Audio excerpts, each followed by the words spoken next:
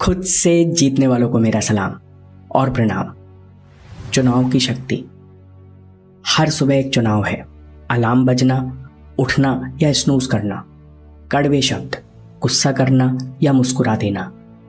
असली ताकत हालात में नहीं होती, बल्कि उस पल में होती है जब इंसान तय करता है कि वो किस रास्ते पर चलेगा। हवा कभी दुश्मन नहीं होती। डोर हमारे हाथ में हो तो वही हवा पतंग को ऊपर उठाती है।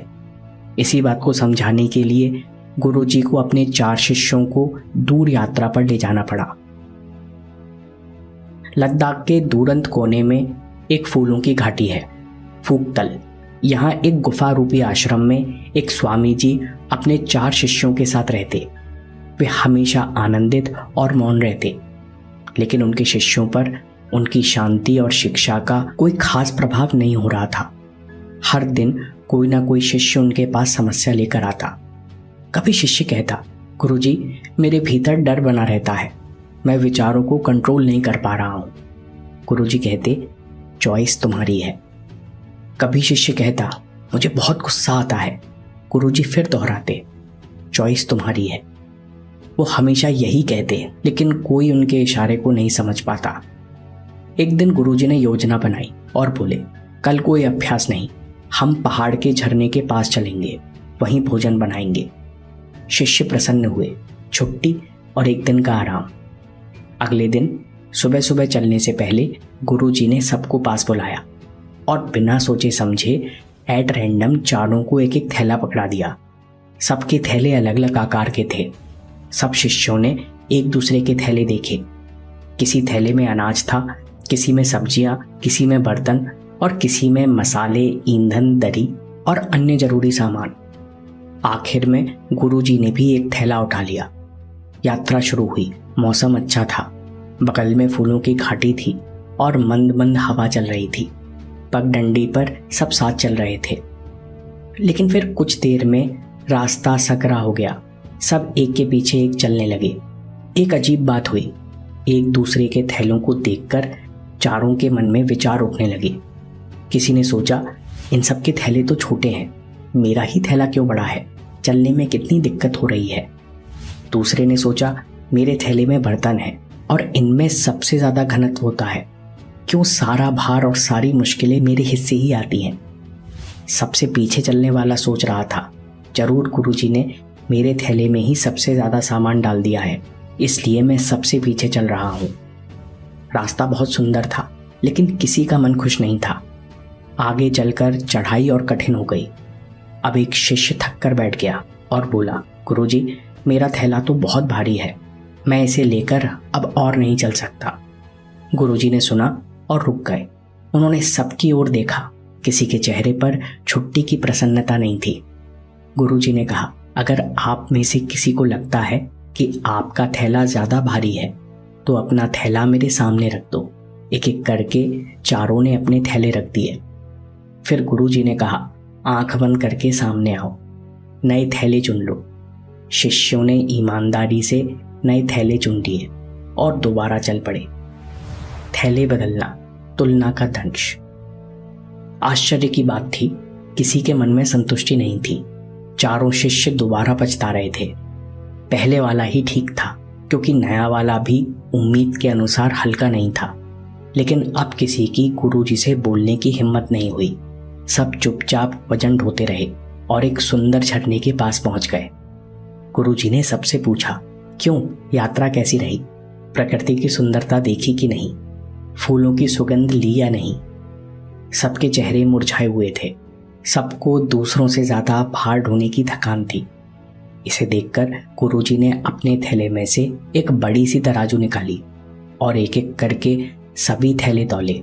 और ये क्या, सब थैलों का वजन बिल्कुल बराबर था। गुरुजी ने कहा, मैंने एक रात पहले ही सब थैलों में वजन बराबर कर दिया था। चारों शिष्यों की आंखें खुली रह गईं।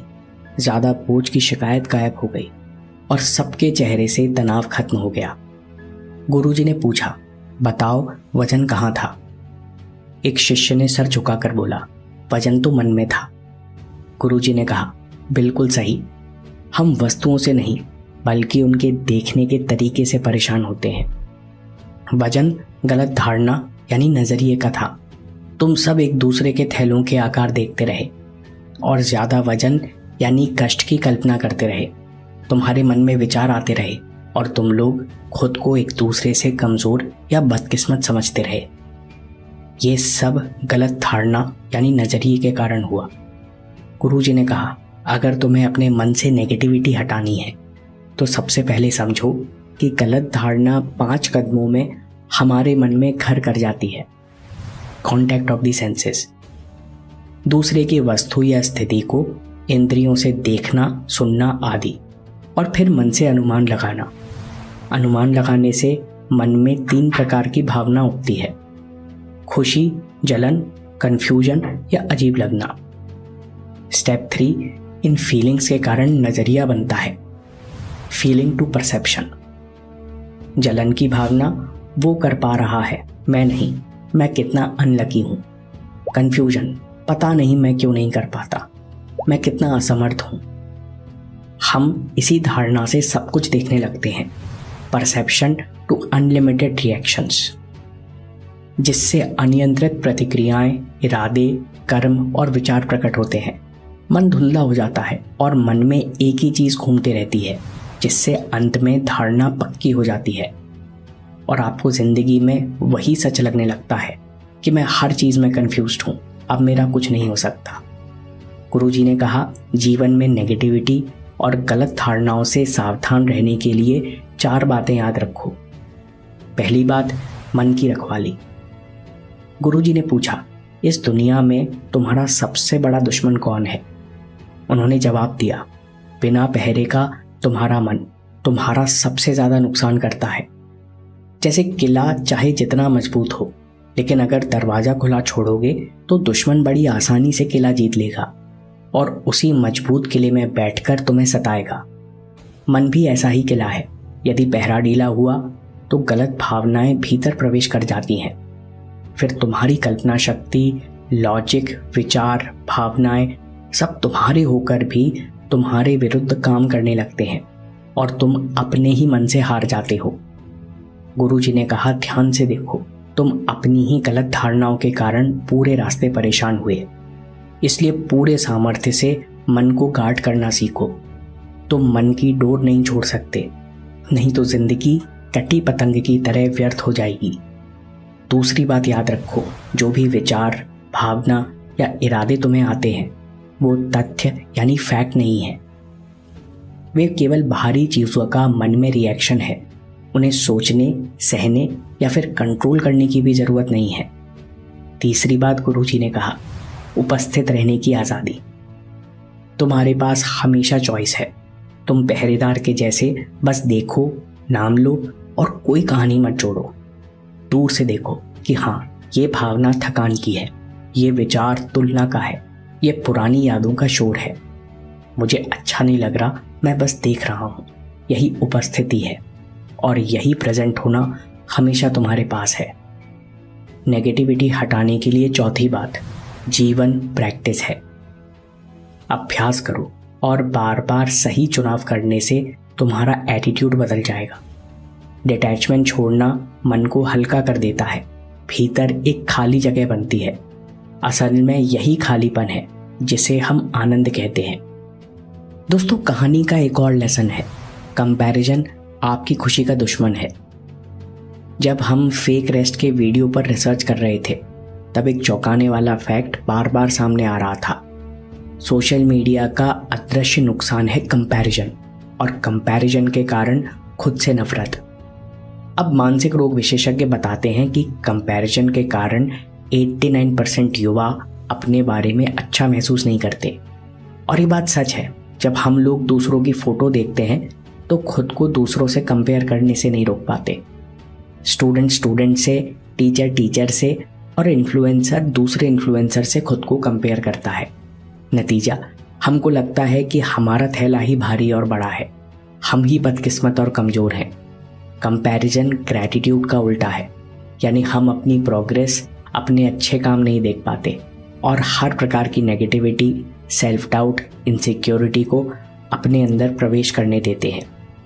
दोस्तों, सच ये है कि इंस्टाग्राम की फीड या वीडियोस के ड्रोन शॉट्स असली ज़िंदगी नहीं है। हर किसी की लाइफ में स्ट्रगल है और हर किसी को खुद को पॉजिटिव बनाना पड़ता है, मन की गंदगी साफ करनी पड़ती है। समरी में 4 बातें याद रखो। अनगार्डेड माइंड हमारा सबसे बड़ा दुश्मन है, इसलिए पूरे सामर्थ्य से सतर्क रहो।